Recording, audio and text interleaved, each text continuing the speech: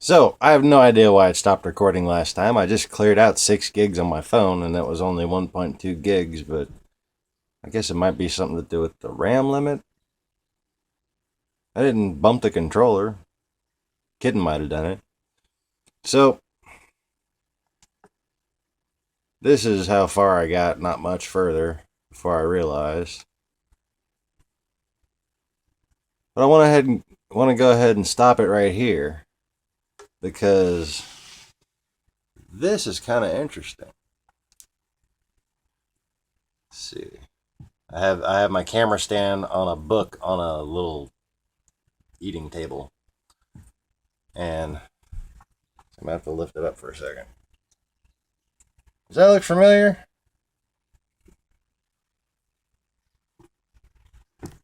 Because they're just talking about, going in the space shuttle and whatnot. And then they show this for a brief second. I'm going to back it up and show you the context right quick. But there's your NASA logo right there.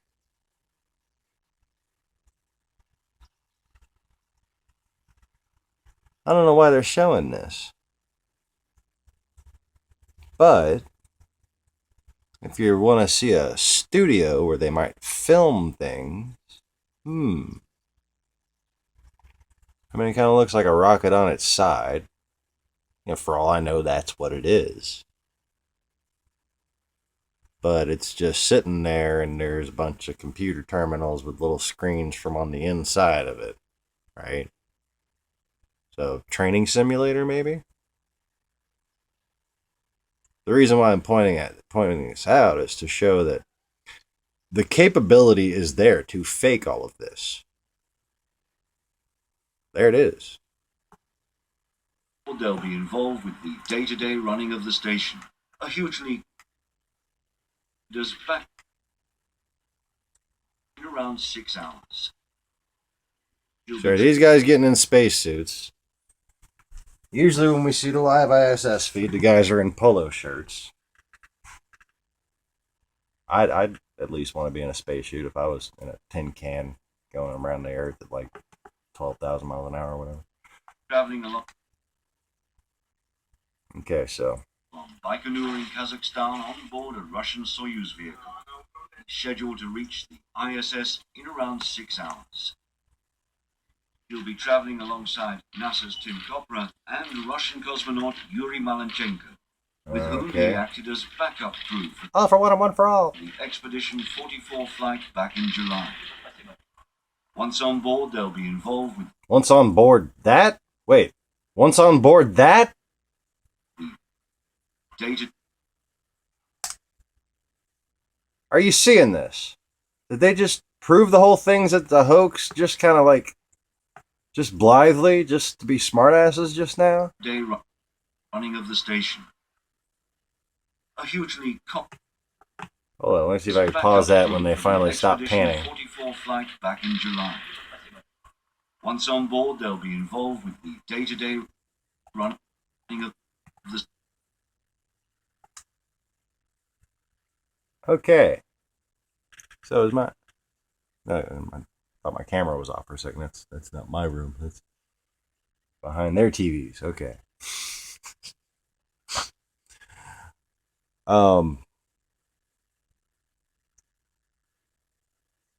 Something about this looks strangely familiar, doesn't it?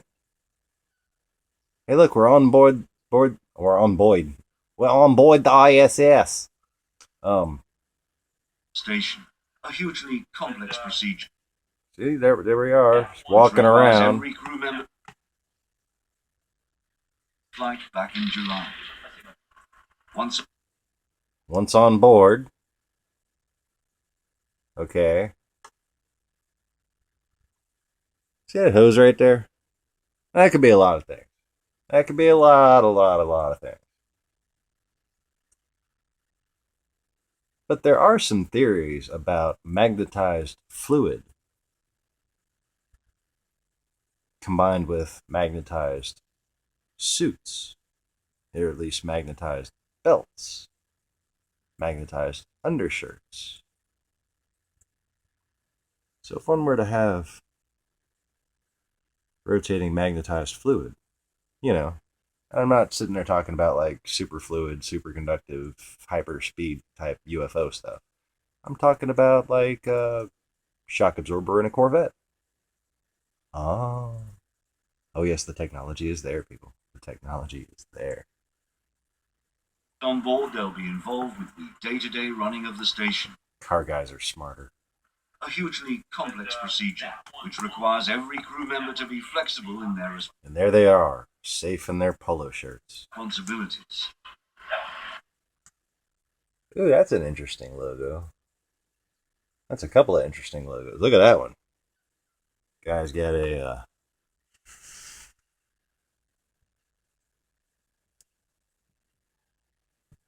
obviously looks like a pyramid there. I can't make out the rest of it though. I see some crescents.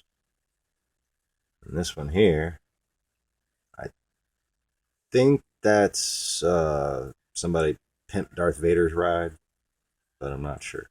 No, I have no idea what that is. Oh, I think that's the ISS, isn't it? It's like a little ISS thing, kind of bent to look like Saturn. You know what's funny is if you look at the first picture Galileo, I think it was, took of the planet Saturn, it looks just like what Saturn morphed into when he first came to visit me on my little UFO video. And plenty of people have seen that UFO. I guarantee you they couldn't see the planet Saturn at the same time. The splatted pattern. They couldn't see a smattern of pattern at the same time. Yeah. Splattered platter of Saturn. I don't know what that dyslexia was about to do, but I should have let it go to see how funny it would have been originally. But anyway, moving on. So much of our work up there is determined by the visiting vehicle traffic, and that's a very dynamic phase because... Really? We're not quite sure exactly which vehicles are going to arrive when, and we get trained. He's in the Millennium Falcon. By the visiting vehicle traffic. Oh, he's in that. And that's a very dynamic phase because we're not quite sure exactly which vehicles are going to arrive when, and we get trained on how to do tasks that may be planned 6 months ahead of our mission, and maybe planned 6 months after our mission, so that should there be some flex and those activities fall within our increment, then we're trained and we're ready to do those as well. That was my Motormouth Jones tribute. Jim Peake's schedule of experiments. Oh, still need to upload the freaking the Jimi Hendrix part. We got the Jimi Hendrix part in high def where you could actually see the stage. Important implications for industry and medicine back on. Sorry. I'm bored because this is what the fuck. What are y'all doing? Thought this was a spaceship launch. Live launch. I also really want to try and share this mission as much as possible with everybody, and that includes educational outreach that will just hopefully open people's eyes to the world of citizen. Now we see where his true passions lie. That was a really nice camera. And I've been shopping for cameras lately because, you know, obviously been using my freaking cell phone. What? Does that mean the little documentary is over? Oh, the documentary is over. Soyuz capsule. It's called the descent capsule, the descent module, but actually it's obviously used for ascent as well into space. They're behind that cowling. This is a tradition. Let's just call it the ass hat capsule. Playing music to the... Or just, you know, cut it short. The ass capsule. That's what it really looks like, isn't it? It looks like an ass capsule. Yuri Gagarin. The story goes that he was on the launch pad. You can sit on it, rotate. His tiny space capsule and was ass capsule. They were doing all the last minute checks. Probably, and he was alone. He was alone on his own with his apps capsule. First time that anyone had been in one of these, and so they decided or had one of them in him. Russian love songs is the story, and that is the tradition. So now that's what happens. They get a bit of a playlist on the launch pad. And so, inside that descent module in Tin Peak, Yuri. Okay. What are they playing the radio so I can't monetize this shit? Hurry up and launch the freaking thing. Wait, they're listening to the radio. This isn't live. And you're gonna listen to the fake radio. Oh my god. So much of this is. Well, I guess the example is starting to raise a little bit, but you're right. It's everything is automatic, so you want to make sure that they are closing the visor for the launch. They will be able to open it after the insertion into orbit, so after 10 minutes.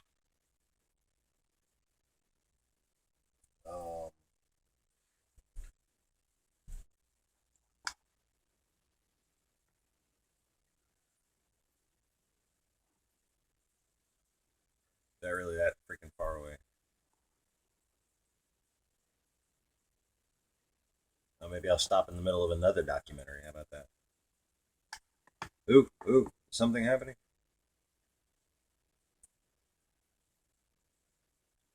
That's not a rocket launch. That's Kazakhstan. That's not a rocket. That's a cartoon tampon.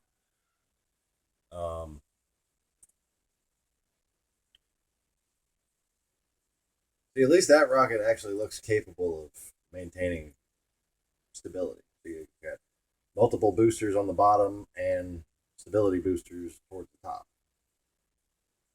See that? That's very realistic. They only started doing that recently. That's kind of low tech. They just claimed to have high tech before, and they did, do not pay attention to the man behind the curtain, kind of thing. Now people have been on to them, so look at the high tech, low tech design. Oh no, gyroscopes don't work like that. I mean, they work in a lot of ways, just not like that. You can tell where a missile's going. You can't control where it's going. To control where it's going, the gyroscopes need to tell these things what to do. And that controls where it's going. Just, computer guided throttle reaction.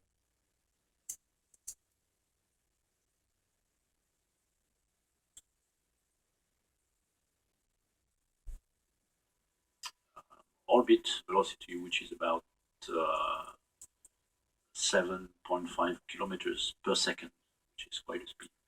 Quite a speed. Now, they're called strap-on boosters, but actually they just drop away once they've run out of fuel. Right. And have you ever been in an airplane with turbulence? Like, have you ever experienced turbulence in a fucking airplane? Now, amplify that times 100. Schematic, you can see the whole trajectory. So the whole thing will last about 8 minutes and 50 Cartoon seconds. Planet, eat your heart out. And actually, even with that, the G-forces are not too bad, are they? Only around 2 Gs. Up to 3. Yeah, so it's progressive. Each time a stage is separating, then you will have a short stop in the acceleration, and then it starts again to raise up to 3 Gs. And then it's the third stage that takes us into orbit, and yes, at 8 minutes 48, something like that. But it's slightly approximate. So here the third stage is cut off, and the Soyuz is separated, and automatically that it triggers the deployment of the solar array of the Soyuz, and also of you see the 2 antennas on the front. So the little ears, these are part of the docking system. Right, they are radar antennas for watching the station and helping the navigation system. Yeah, that backdrop's pretty impressive. It looks more realistic than the ones they say are real. But they said this was an animation.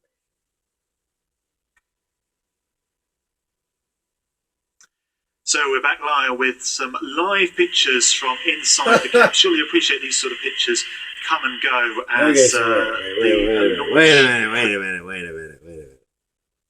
So they went up the elevator. Remember, this is live, right? Remember, this is live. It took them 20 minutes, 23 minutes, I think it was, to get from the elevator into the spaceship. Progresses, and also, you know, they're not the highest quality pictures. Again, you appreciate they're on a little closed circuit camera from inside the capsule. These are live images from inside the spacecraft, with just over 5 minutes to launch now. Getting close. Getting very close to launch. Just trying to work out the angle of that camera there. I think we were seeing Tim Copper and the commander in that image, and there'll be two cameras. That gives you a sense of how cramped the Soyuz is. Right. That you cannot see all the astronauts at the same time. You need two cameras and all this baggage as well above them. Right, and your knees are bent also. That's what's the harder thing, I would say. So far, the suit is not inflated, so it's easier. But if the suit, for some reason, is inflated, then it will become a little bit harder on the knees. That's magnetized. You will see from...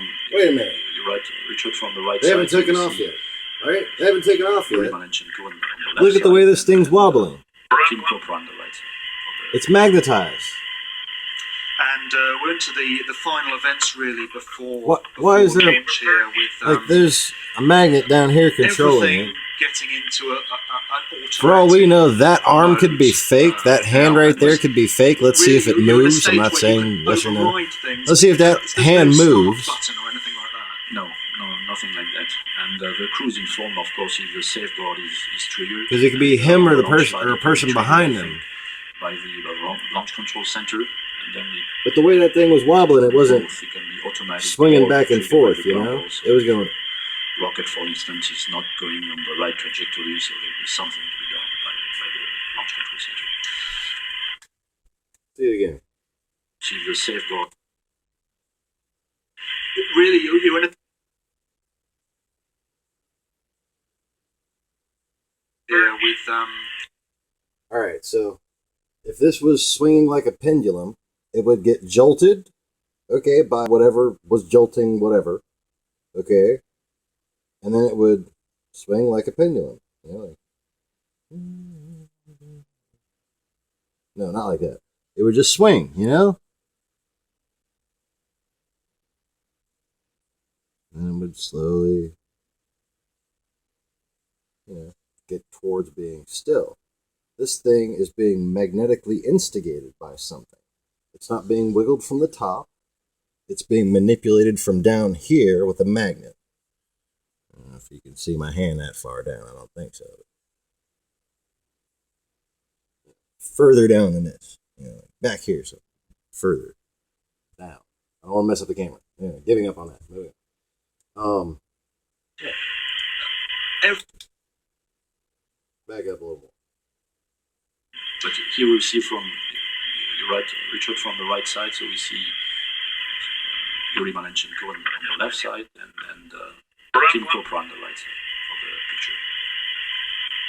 and we're into the final. See, it's not losing velocity at the edges. It's going to a defined, manipulated area. Events really before launch here with everything getting into an automatic mode now, and Right. really you're Whoever it is trying to make it look like it's just free floating.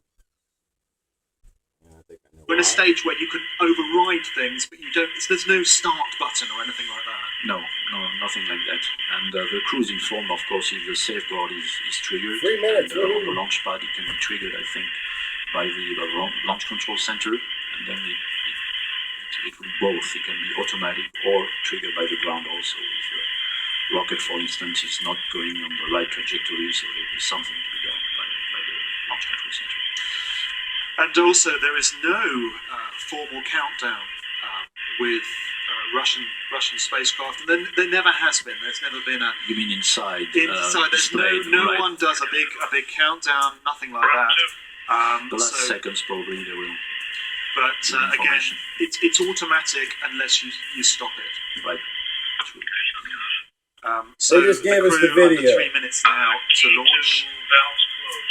Behind the fairing at the top, you can hear the communication now between ground control and the capsule, just verifying that what they say on the ground, what they're seeing on the instruments on the ground, is what they're seeing in the spacecraft. Exactly. Mm-hmm.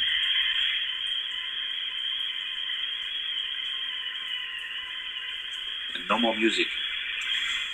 I think we're all grateful for that, Leo. Yeah. Tell me about it. So a little over 2 minutes now to launch. What we'll see in the next final 2 minutes is some more of these gantries moving away from the launcher. So you can see a confirmation there, booster propellant tank pressurization. What does that mean, Leo? Well, that means that the inside the rocket boosters and stages, the propellant is at the right pressure. So I guess that means they will also disconnect some of these cranes which are feeding the second and third stage very shortly. And the last one will be the bottom ones for the. It means we're so much better at building ballistic missiles than you. We're gonna force you to play along. Full boosters. We're still seeing there, we're seeing Tim Kopra and Yuri Malenchenko, the commander in the central seat. And Tim Kopra is the NASA astronaut. He's in the right-hand seat of the Soyuz spacecraft. Sadly, Tim Peake is hidden from view in this picture. And you'll appreciate these are not pictures we control. These are pictures that come from... It will be changed during the launch. So after a few minutes, they're switching to the other side. So you're going to see Tim during the launch, definitely. Pictures that come from spacecraft. You mean these assholes don't even know that it's not live? Sadly, Tim Peake is hidden from view in this picture. And you'll appreciate these are not pictures we control. These are pictures that come from... Oh, so Tim Peake's probably the guy behind that guy manipulating the magnet to make the launch look realistic. It will be changed during the launch. So after a few minutes, they're switching to the other side. So you're going to see Tim during the launch, definitely. So now we're a little over 1 minute to launch of Soyuz spacecraft. You see on the right hand of Yuri, of the commander, there he has a small stick because he's trapped on his seat and he cannot reach some of the commands, so he needs an extension of his arm.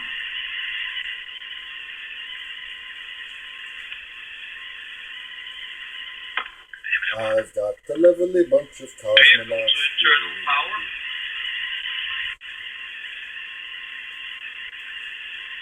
So the final gantry's moving away, and now 30 seconds to launch.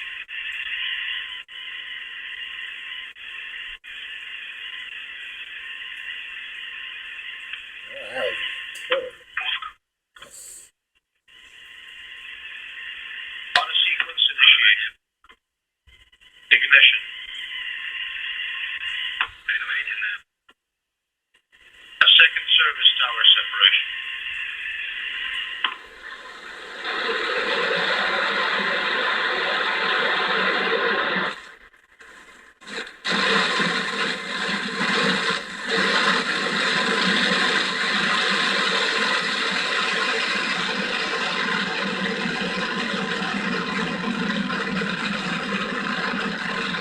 Unlike a Chinese launch or some other launches I've seen, I don't think that's a small The scale launch of model. Soyuz I don't think that's a small scale model slowed down or anything. I think that's a true ICBM right there. I just don't think those fuckers are on it.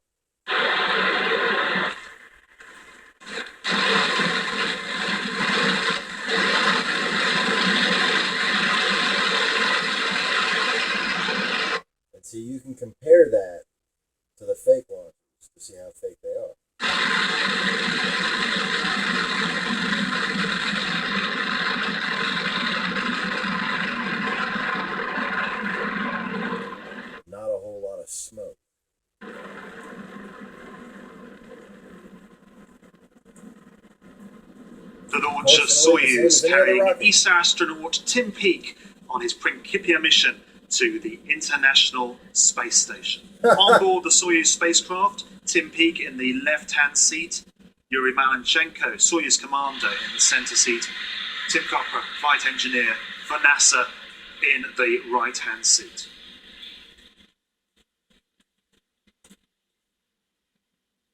Beautiful clear skies over the Baikonur Cosmodrome as the Soyuz disappears into the sky.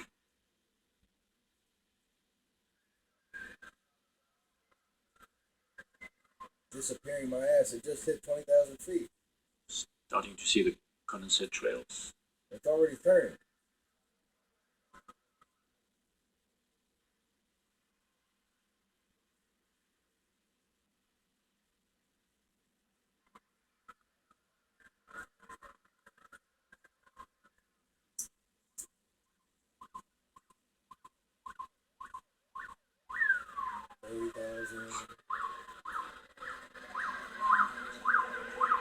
What you're hearing there is emergency vehicles, obviously rushing to the. Why are you showing me to a the cartoon? Why is there a cartoon on the screen? This is what's happening. What we're looking at now is an animation, and the next event. No shit, Sherlock. We can expect is the separation of the emergency escape system, and right at the top of the spacecraft.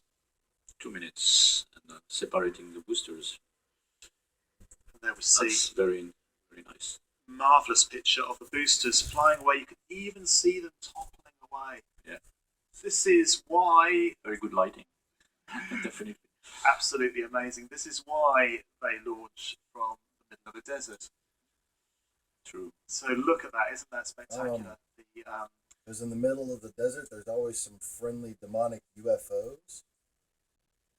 Boosters, they're just falling away, tumbling over themselves, and you can see that brightest star and the trail behind I get that. That's supposed to be tumbling, right?